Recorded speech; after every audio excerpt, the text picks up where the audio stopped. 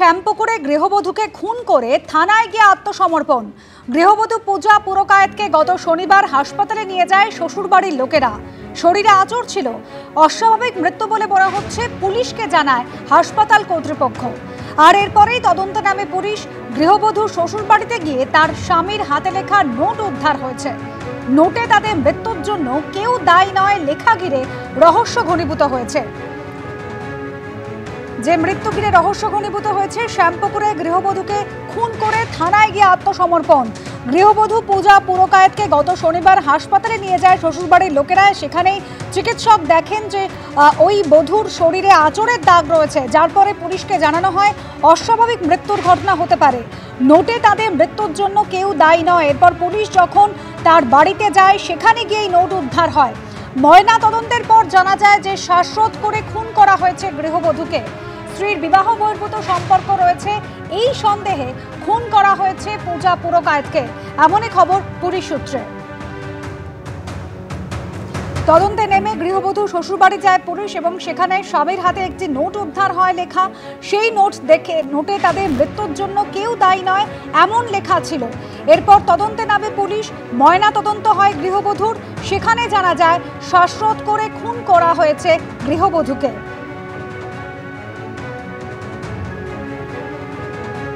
স্ত্রীর বিবাহ বহির্ভূত সম্পর্ক রয়েছে, এই সন্দেহে খুন করা হয়েছে পূজাকে, এমনই খবর পুলিশ সূত্রে। কিভাবে মৃত্যু হলো, কেন মৃত্যু হলো তা নিয়ে ইতিমধ্যেই রহস্য ঘনীভূত হয়েছে। শ্যামপুকুরে গৃহবধূকে খুন করে থানায় গিয়ে আত্মসমর্পণ। গৃহবধূ পূজা পুরকায়েতকে গত শনিবার হাসপাতালে নিয়ে যায় শ্বশুরবাড়ির লোকেরা। এরপরে হাসপাতালের তরফ থেকে পুলিশকে খবর দেওয়া হয়।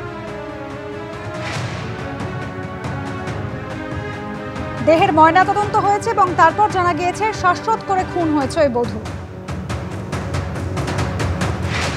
রাজপুর সোনারপুরে দুষ্কৃতীরা আক্রান্ত হলেন শুল্ক আধিকারিক। অটো চালকের সঙ্গে বচসার জেরে তার নিজের ফ্ল্যাটেই আক্রান্ত হয়েছেন কেন্দ্রীয় সরকারি আধিকারিক।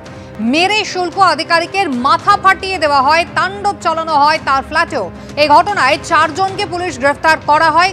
পুলিশ গ্রেফতার করে, কিন্তু তার কিছুক্ষণের মধ্যেই উপযুক্ত তথ্য প্রমাণ পুলিশ দেখাতে পারেনি। আর সেই কারণেই অভিযুক্তরা রাতারাতি জামিন পেয়ে যায়।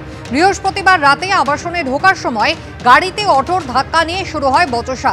বচসার পর দলবল নিয়ে আবাসনে চড়াও হয় অটো চালক, এমনটাই আক্রান্তের অভিযোগ।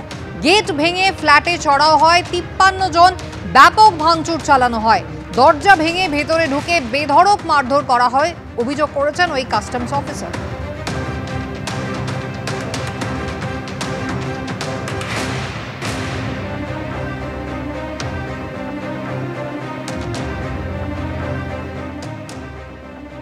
গেট ভেঙে তার ফ্ল্যাটে ঢোকে অন্তত 53 জন, তার মাথা ফাটিয়ে দেওয়া হয়, তাণ্ডব চালানো হয় গোটা ফ্ল্যাট জুড়ে। আর এই ঘটনার পর 4 জন গ্রেফতার হয়, কিন্তু উপযুক্ত তথ্য প্রমাণ পুলিশ দাখিলই করতে পারেনি, যে কারণে তারা জামিনও পেয়ে গেল। আর ঘটনার পর রীতিমতো আতঙ্কে ভুগছেন এই কাস্টমস অফিসার।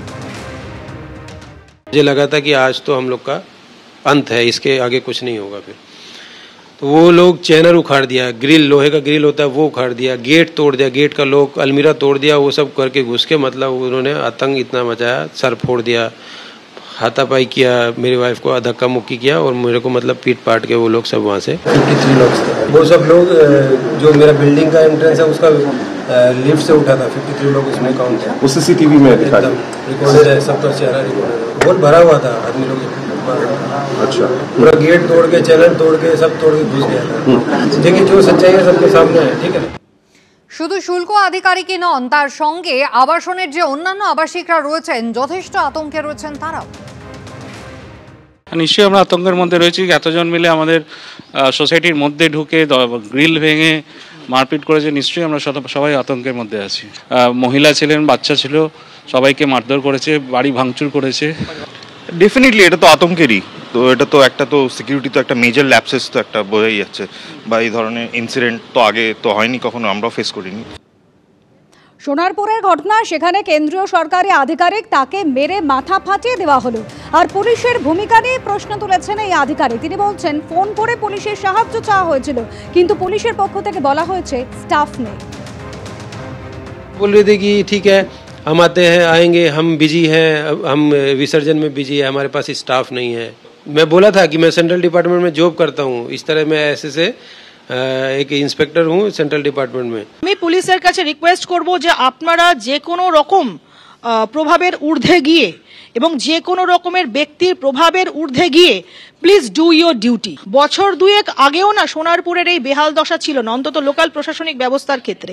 ইদানিং করে যেন একটা গাছাড়া ভাব, কোথাও গিয়ে যেন প্রশাসনিক ব্যবস্থাটা আলগা হয়ে গেছে, ঠুনকো হয়ে গেছে, বাঁধন আলগা হয়ে গেছে আমার মনে হচ্ছে। সেই কারণে অপরাধ প্রবণতা এত বেড়ে গেছে, চরম অবস্থা চলছে, মাতসোনায় চলছে এখানে। আক্রান্ত কেন্দ্রীয় সরকারি আধিকারিককে দেখতে গিয়েছিলেন শুভেন্দু অধিকারী, গিয়ে রাজ্য সরকারকে নিশানা করলেন তিনি। পাল্টা কটাক্ষ করেছেন Kunal Ghosh. Not only mister Gazi, 53 জন ছিল, বেলেবল সেকশনে দিয়েছে, কোর্টে হয়তো বেলও হয়ে গেল। পুলিশকে 100 ডায়াল করেছে, সোনারপুর কন্ট্রোলে করেছে, পুলিশ আসেনি। ত্রিপুরায় কালকে মঞ্চ থেকে নামিয়ে ওসিকে পেটানো হলো, তারা কি করে সঙ্গে সঙ্গে জামিন পেয়ে গেল? যে ঘটনা ঘটেছে, শুভেন্দু অধিকারী তিনি গতকাল গিয়েছিলেন শুল্ক আধিকারিক তার বাড়িতে এবং তাকে রীতিমতো নিয়ে কিন্তু দেখতে পেয়েছেন এবং তার কথা নিয়ে বলেছে রাজপুরে ফ্ল্যাটে ঢুকে শুল্ক আধিকারিককে মার, আক্রান্তকে দেখতে গিয়ে রাজ্য সরকারকে নিশানা করেছেন শুভেন্দু অধিকারী। এর পুলিশের ভূমিকা নিয়ে প্রশ্ন কিন্তু তুলছেন রাজ্য পুলিশের প্রাক্তন কর্তারা। নেচার অফ ইঞ্জুরিটা দেখতে হবে, এমসি ভদ্রলোক করেছে কেন, মেডিকেল সার্টিফিকেট করিয়েছেন কেন, তার স্টেটমেন্ট তো নিয়েছেন, অ্যাসোসিয়েটেড তো ইঞ্জুরি। কোর্টে তাহলে সেইভাবে লড়েনি, কোর্ট চাইছে ধরি মাছ না ছুঁই পানি করে বেরিয়ে চলে যেতে চাইছে।